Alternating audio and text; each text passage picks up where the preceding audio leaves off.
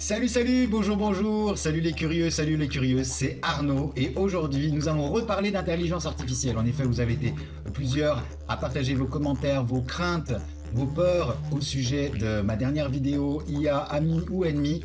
Donc aujourd'hui, j'ai décidé de réinterviewer cette intelligence artificielle ChatGPT pour avoir des réponses et peut-être nous rassurer. C'est parti!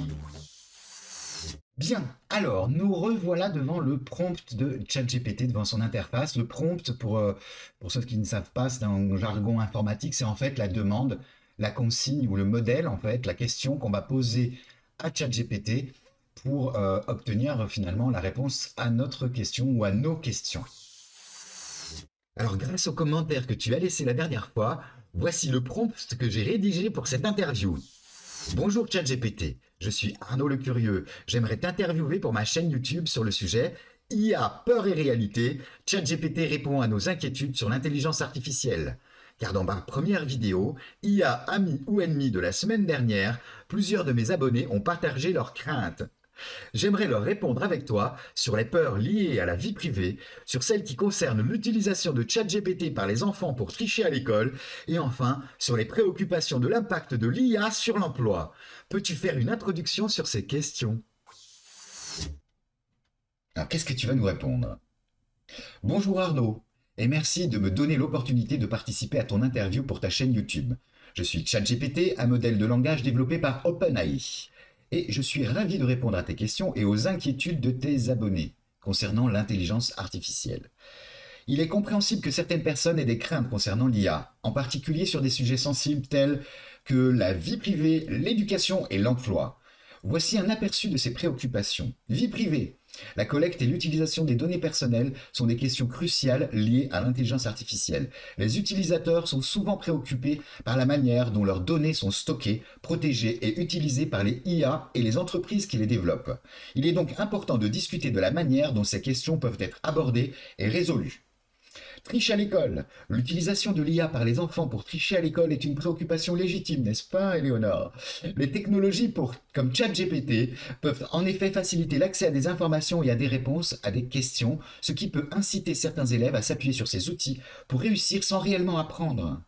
Nous aborderons les mesures possibles pour minimiser ces comportements. Impact sur l'emploi. L'IA a un impact sur le monde du travail puisque certaines tâches et professions sont automatisées, ce qui peut entraîner des pertes d'emploi. Cependant, il est également important de noter que l'IA peut créer de nouvelles opportunités d'emploi et de croissance économique. Nous explorerons les différentes facettes de cette question. J'espère que cette introduction te donnera une idée de ce à quoi t'attendre lors de notre discussion. N'hésite pas à me poser des questions et à partager les préoccupations de tes abonnés. Ensemble, nous pourrons aborder ces sujets importants et, je l'espère, dissiper certaines craintes liées à l'intelligence artificielle. Alors merci pour ta réponse, mais alors c'est franchement encore toujours bluffant, tu me bluffes à chaque fois que je te pose des questions, je suis toujours bluffé par tes réponses. Alors effectivement, les 3 points cruciaux qu'on va aborder dans cette vidéo sont les données personnelles, la triche, alors ça peut être la triche à l'école ou à la triche pour d'autres choses, hein, bien entendu, et les impacts sur l'emploi. On se retrouve donc en posant la première question à ChatGPT. À tout de suite. ChatGPT, peux-tu nous expliquer en quoi la fuite potentielle de données personnelles est une préoccupation pour les utilisateurs de ChatGPT? Comment les développeurs de ChatGPT assurent-ils la protection des données et le respect des RGPD dans ton utilisation?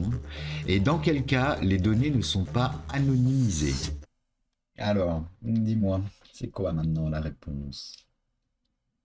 La fuite potentielle de données personnelles est une préoccupation majeure pour les utilisateurs de ChatGPT, car la protection de la vie privée et la confidentialité sont essentielles dans le monde numérique actuel. Les utilisatrices partagent souvent des informations sensibles lors de leurs interactions avec des modèles de langage comme ChatGPT, et la divulgation non autorisée de ces données peut avoir des conséquences néfastes. Les développeurs de ChatGPT, comme ceux d'OpenAI, prennent des mesures pour assurer la protection des données et le respect du règlement général sur la protection des données, RGPD. Sécurité des données. Les développeurs mettent en place des mesures de sécurité pour protéger les données contre les accès non autorisés, les modifications, les divulgations ou les destructions. Cela inclut l'utilisation de protocoles de chiffrement et d'autres technologies de sécurité. Minimisation des données. Les développeurs s'efforcent de ne collecter que les données strictement nécessaires pour fournir et améliorer leurs services. Ils peuvent également limiter la durée de conversation des données pour réduire les risques de fuite ou d'abus. Transparence. Les développeurs fournissent des informations claires sur la manière dont les données sont collectées, utilisées et partagées, ainsi que sur les droits des utilisateurs/utilisatrices concernant leurs données. Consentement. Les utilisatrices/utilisateurs doivent donner leur consentement explicite pour la collecte et l'utilisation de leurs données personnelles, conformément aux exigences du RGPD. Dans certains cas, les données peuvent ne pas être anonymisées, par exemple lorsqu'elles sont utilisées pour améliorer les performances du modèle de langage ou pour des raisons de dépannage. Toutefois, les développeurs s'efforcent généralement de traiter ces données de manière à ce qu'elles ne puissent pas être directement liées à un utilisateur, une utilisatrice, une utilisatrice, un utilisateur spécifique.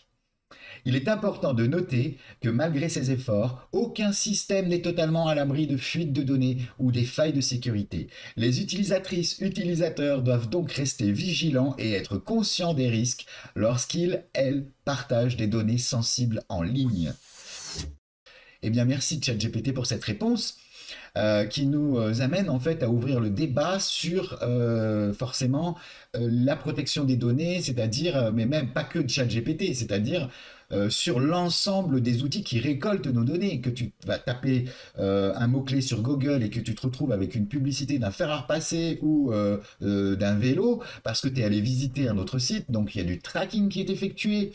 Quand tu as les cookies que tu acceptes, ces cookies, c'est ces fameux consentements, quand tu vas sur un site, ces fameux consentements, quand tu t'inscris à un site, on te demande toujours de cocher la case pour lire les politiques de confidentialité qui sont des politiques de confidentialité. Est-ce que tu les lis toujours? Oui, non, et ben voilà. Donc en termes de protection des données, a priori, d'après ce que nous dit ChatGPT, ils font le nécessaire comme à tous les grosses boîtes du monde, hein, Facebook, Google, voilà, les Insta et compagnie, quoi, pour protéger les données. Mais maintenant, si tu les donnes toi-même, si tu as toi-même envie de dire, bah voilà, je m'appelle Arnaud, de dire où tu habites, ce que tu fais, tes habitudes, etc., là, effectivement, ça peut poser problématique. Maintenant, dans l'utilisation de ChatGPT, si tu restes simplement dans l'utilisation de la récolte de données, c'est-à-dire tu poses des questions sur des sujets qui t'intéressent et ChatGPT te répond, tu ne divulgues aucune de tes informations personnelles. Les seules, finalement, informations personnelles que tu as données, ce sont ton login et ton mot de passe que tu as créé pour t'inscrire sur ChatGPT. Voilà, c'est tout. On passe à la question suivante. ChatGPT, que répondrais-tu à des parents qui s'inquiètent de l'utilisation de ChatGPT par leurs enfants pour frauder ou tricher à l'école? Par exemple, ils demandent à ChatGPT d'écrire une rédaction à leur place. Quelles mesures penses-tu que les parents devraient prendre et mettre en place pour éviter ce type d'utilisation? Alors, ChatGPT, qu'est-ce que tu réponds à ça? Il est compréhensible que les parents soient préoccupés par l'utilisation de ChatGPT par leurs enfants pour tricher à l'école. Merci de ta compréhension. Car cela peut nuire à leur apprentissage et à leur développement, mais évidemment. Voici quelques conseils pour les parents afin de minimiser ce type d'utilisation. Ok. Sensibilisation et éducation. Parlez à vos enfants des conséquences négatives de la triche et expliquez-leur pourquoi il est important de développer leurs propres compétences et connaissances. Encouragez-les à utiliser les outils en ligne, y compris ChatGPT, de manière responsable et éthique. Alors là, il s'agit de la triche d'une manière générale. Donc oui, effectivement, c'est de la morale. Supervision. Gardez un œil sur l'utilisation que font vos enfants de ChatGPT et d'autres outils en ligne. Vous pouvez établir des règles concernant leur utilisation à la maison, par exemple, en limitant l'accès à certains moments de la journée ou en vérifiant régulièrement l'historique de leurs interactions. Dialogue avec les enseignants-enseignantes. Restez en contact avec les enseignants de vos enfants pour discuter de leurs progrès et de leurs éventuelles difficultés. Les enseignants peuvent également surveiller l'utilisation des outils en ligne en classe et encourager les élèves à travailler de manière autonome. Oui, moi je pense que ça c'est important aussi de discuter avec les enseignants pour aussi les informer que ChatGPT ça existe parce qu'il y en a certains qui ne le savent peut-être pas encore. Soutien scolaire. Si vos enfants ont des difficultés avec leurs devoirs ou leurs études, pensez à leur proposer des ressources supplémentaires telles que des cours de soutien, des tuteurs, tutrices ou des aides en ligne adaptées à leur âge et à leurs besoins. Encouragez l'intégrité académique. Montrez à vos enfants l'importance de l'honnêteté et de l'intégrité dans leur travail scolaire. Expliquez-leur les conséquences de la triche sur leur apprentissage et leur réputation. En résumé, les parents ont un rôle essentiel à jouer dans la prévention de la triche et la promotion d'une utilisation responsable et éthique de l'IA comme ChatGPT. Le dialogue, la supervision et le soutien sont des éléments clés pour guider les enfants vers une utilisation saine des outils en ligne et les aider à développer leurs propres compétences et connaissances. Merci ChatGPT pour ses réponses et ses conseils. Les trois quarts confirment finalement ce que nous, parents, savons très bien au niveau de la triche, de l'aide à l'école, de l'éthique, de la morale, etc. Tout ça, c'est des choses qu'on a acquises sur le tas. En revanche, là où je pense qu'il y a un conseil qu'on pourrait suivre, c'est déjà informer effectivement l'école de prendre connaissance de ces outils d'intelligence artificielle, donc savoir si effectivement les profs sont au courant que les élèves peuvent faire ce genre de choses. Et la deuxième chose, c'est accompagner l'enfant dans l'utilisation, c'est-à-dire lui apprendre à écrire ses questions, le prompt dont on parlait en début de vidéo, lui apprendre à créer des modèles qui vont lui permettre d'acquérir de nouvelles connaissances, de se corriger, donc par exemple de faire d'abord le travail par lui-même, et ensuite de corriger ce travail-là, ou pour pouvoir faire un travail d'utiliser ChatGPT comme sourcing, pour savoir par exemple quel livre, quel site, quelle référence, quel auteur il pourrait utiliser pour faire son boulot. Voilà, donc tout ça c'est à mon avis une question d'éducation. Je pense qu'on doit s'éduquer nous, parents, et éduquer nos enfants, donc s'éduquer nous pour l'utilisation de ChatGPT, mais aussi éduquer les enfants à cette utilisation-là pour pouvoir vaincre les problèmes de triche ou de copie ou de malveillance, de mauvais usage de ChatGPT. Voilà, on va passer à la question suivante, c'est parti. ChatGPT, peux-tu nous donner ton point de vue sur les inquiétudes concernant l'impact de l'IA sur les pertes d'emploi et comment cela pourrait changer le marché du travail? Comment l'IA et ChatGPT peuvent-ils contribuer à la création de nouvelles opportunités professionnelles et à l'amélioration des conditions de travail? Quels conseils donnerais-tu aux personnes pour réussir dans un monde où l'intelligence artificielle joue un rôle de plus en plus important? Alors, que réponds-tu? Les inquiétudes concernant l'impact de l'IA sur les pertes d'emploi et les changements sur le marché du travail sont légitimes. L'IA peut automatiser certaines tâches, ce qui peut mener à la perte d'emploi dans certains secteurs. Cependant, il est important de considérer aussi les aspects positifs de l'IA et son potentiel pour créer de nouvelles opportunités professionnelles et améliorer les conditions de travail. Création de nouvelles opportunités professionnelles. L'IA peut générer de nouveaux emplois dans les domaines tels que la recherche, le développement, l'ingénierie, la conception de produits, le marketing et la gestion de projets liés à l'IA. De plus, l'IA peut stimuler la croissance économique en améliorant la productivité, ce qui peut entraîner la création de nouveaux emplois indirects. Amélioration des conditions de travail. L'IA peut faciliter l'accomplissement des tâches répétitives, dangereuses ou pénibles, permettant aux travailleurs, travailleuses de se concentrer sur des tâches plus créatives, stimulantes et gratifiantes. L'IA peut également contribuer à une meilleure prise de décision et à une meilleure communication et à une collaboration accrue au sein des équipes. Pour réussir dans un monde où l'IA joue un rôle de plus en plus important, voici quelques conseils. Éducation et formation continue. Les compétences en matière de technologie, de programmation et d'analyse de données seront de plus en plus demandées. Il est donc crucial de continuer à apprendre et à se former tout au long de sa vie professionnelle. Développer des compétences complémentaires à l'IA, des compétences humaines telles que la créativité, l'empathie, la communication, la résolution de problèmes et le travail en équipe seront de plus en plus précieuses dans un monde où l'IA prend en charge certaines tâches. Cultivez ces compétences pour vous démarquer sur le marché du travail. Adapter sa carrière. Soyez ouvert et flexible face aux changements et aux nouvelles opportunités qui peuvent émerger avec l'évolution de l'IA. Envisagez d'explorer de nouveaux domaines ou de changer de carrière si nécessaire. Réseautage, établissez et maintenez des relations professionnelles avec des personnes travaillant dans des domaines liés à l'IA et à la technologie.